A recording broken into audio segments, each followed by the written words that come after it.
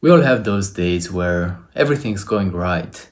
We wake up, we're doing the good habits, the perfect morning routine, we are eating clean, we're doing sports, we're working really hard and really well. But then all of a sudden, something happens and we just find ourselves scrolling. You just get your kind of like your awareness back, and all of a sudden you realize that you've been scrolling for an hour straight. And the thing is, you didn't even plan scrolling. You didn't take the conscious decision that, oh, I want to go on TikTok and scroll for an hour because I want entertainment. This was not the inner texture of your mind. It was just, you wanted to check a certain message, you wanted to check the weather. And these apps hooked you. These apps hook us all. They are so good at stealing our attention. And without realizing it, time and time again, we fall into the trap of selling our attention, of being away from the keyboard connected to our own lives. We are all fighting a war without even being aware of it. It's a war for our attention, and we are responsible for maintaining our attention because these apps are constantly trying to steal it away from us.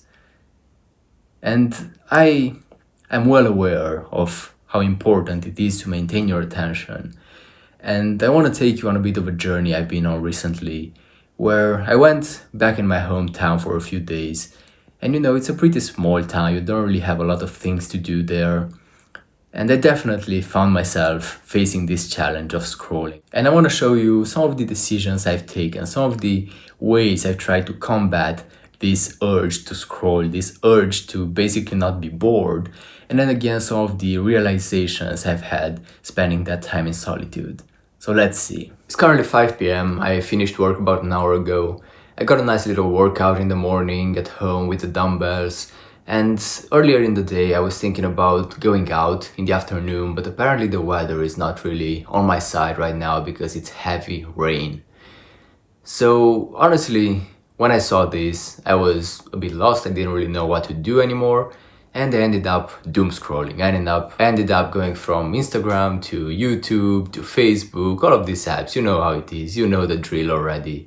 And it took me like half an hour to realize what I'm doing, that I'm just wasting my time. And when I did get that insight, when I did realize that I shouldn't be doing this, I got the idea to just hide my phone away. So that's exactly what I did. I took it, I put it on a shelf somewhere, and I literally started taking apartment tours. I started walking through the house, just thinking about what I could do now, And I got a couple of insights. One was to make this section of the video and just tell you the mistake I've done and how I fixed it. And the other one was to just start reading because this rainy weather is perfectly appropriate for reading. I bought this book called 21 Lessons for the 21st Century by Yuval Noah Harari. He's the author of Sapiens. And honestly, I've been grinding his first book for a couple of years at least. Hopefully this one is gonna be closer to my style because I think it's really important to get to know history because I find that history tends to repeat itself oftentimes, and especially for us humans as a species, a lot of the mistakes that our ancestors did will be repeated over and over and over again. It's sort of similar to the concept Nietzsche talked about, which is the eternal recurrence, if you're familiar with these deeper philosophical debates. So let's see how it goes.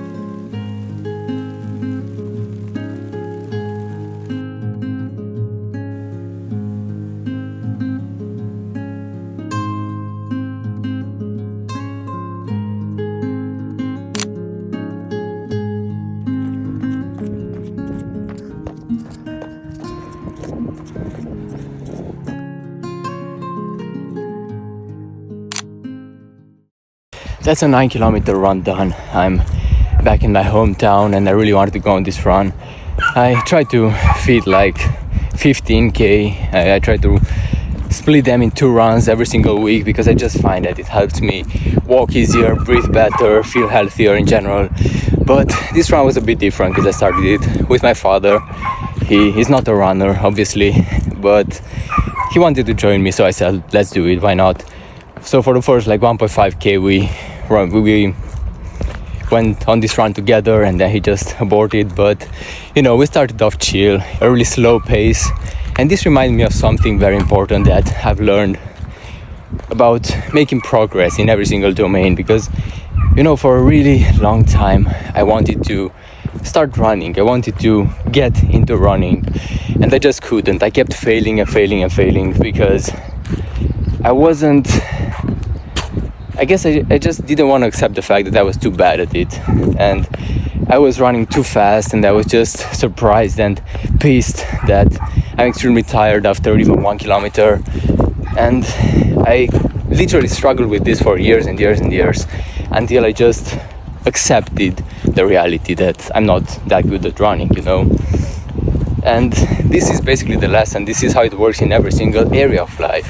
You just have to accept the reality fully, first of all, and only then can you make progress. Because sometimes you just need to understand that you have to start really, really small, and that's perfectly fine.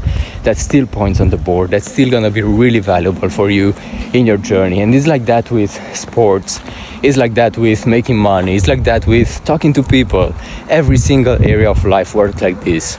You have to start small and you have to be consistent, and that's literally the only way you can get to a point that you currently visualize, that you currently expect yourself to perform at. So that's sort of the little lesson that came to my mind as I went on this run today. Hopefully it's gonna be valuable for you.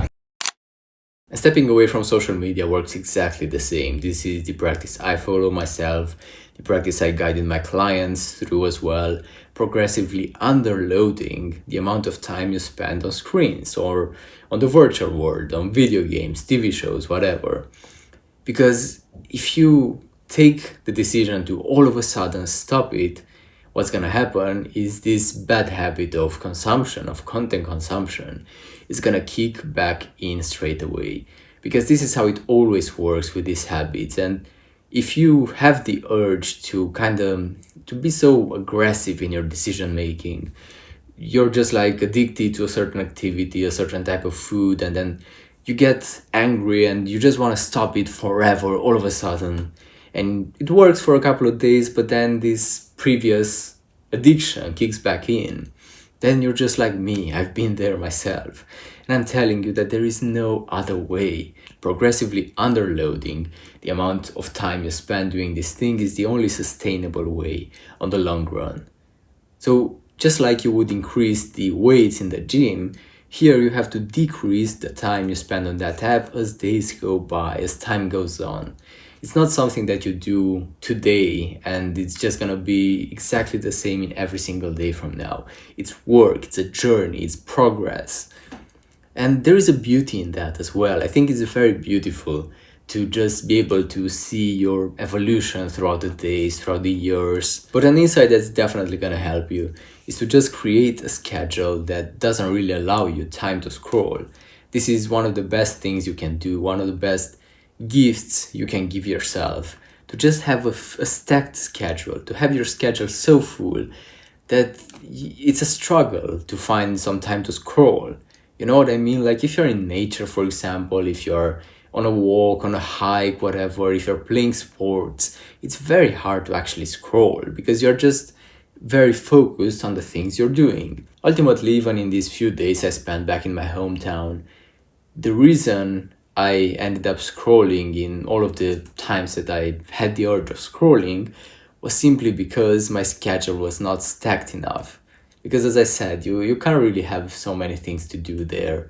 And if I were to live there, for example, if you are living in such a small town where there's nothing to do, I would honestly just go out in nature a lot. I would try to travel to perhaps nearby cities that are a bit bigger, try to explore them. I would try to spend my time outside as much as possible. especially now. Like, it's summer, it's so nice outside. Even being out in the rain, like, I use this as an excuse, but even being out in the rain, it's nice because it's summer. It's not so unpleasant. The rain is not so bad that, like, for example, you catch a cold if you step foot outside. You can always find something to fit in your schedule that would make it a lot less likely for you to do the bad habit of scrolling, because ultimately you're not choosing to scroll. You end up scrolling because you don't have anything else better to do. And if you find something better to do, it's gonna be so less likely that you will end up scrolling. And hopefully, you will take this action because getting your life back feels so damn nice.